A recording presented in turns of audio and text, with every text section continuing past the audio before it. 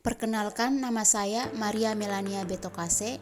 Di sini saya akan menjelaskan artikel saya dengan judul Penerapan Model Pembelajaran Student Team Achievement Division atau STAD berbasis learning terhadap aktivitas dan hasil belajar siswa di SMA Selua Saraswati 1 Denpasar.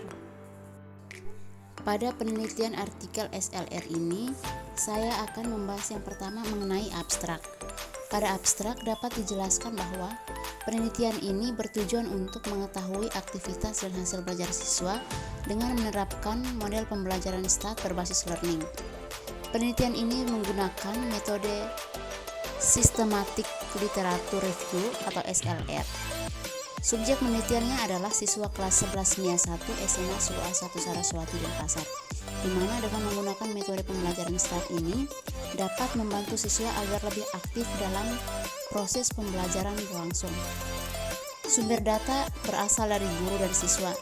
Data yang diperoleh melalui angket, observasi, wawancara, serta dokumentasi. Teknik analisis data yang digunakan adalah kuantitatif. Pembahasan yang kedua mengenai pendahuluan. Adapun beberapa macam model dalam metode pembelajaran kooperatif. Dalam penelitian ini yang digunakan adalah model pembelajaran Student Team Achievement Division.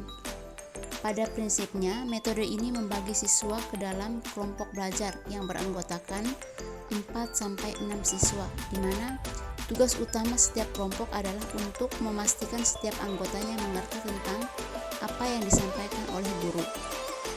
Seperti yang dikutip dari pendapat Isjon 2019, ia menyatakan bahwa STAD merupakan salah satu tipe kooperatif yang menekankan pada adanya aktivitas dan interaksi di antara siswa untuk saling memotivasi dan saling membantu dalam menguasai materi pelajaran, di mana berbasis learning ini dapat memfasilitasi siswa untuk belajar kapanpun dan dimanapun.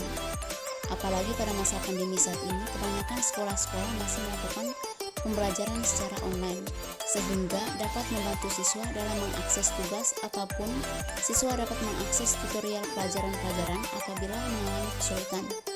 Adapun tujuan dari penelitian ini adalah untuk mengetahui aktivitas dan hasil belajar siswa dengan menerapkan model pembelajaran STAD berbasis learning. Pembahasan yang kedua mengenai metode. Metode yang digunakan dalam penelitian ini adalah dengan menggunakan metode Systematic Literature Review. Metode SLR ini digunakan untuk mengetahui hasil dari tujuan penelitian ini, yakni untuk mengetahui aktivitas dan hasil belajar siswa dengan menerapkan model pembelajaran STAD berbasis learning.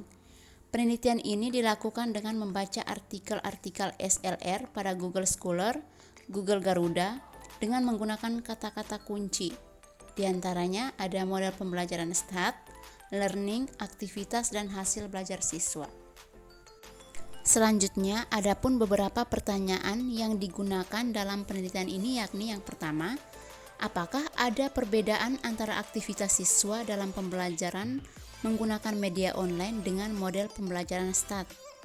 Yang kedua, apakah ada peningkatan hasil belajar siswa dalam pembelajaran menggunakan media online dengan model pembelajaran STAD?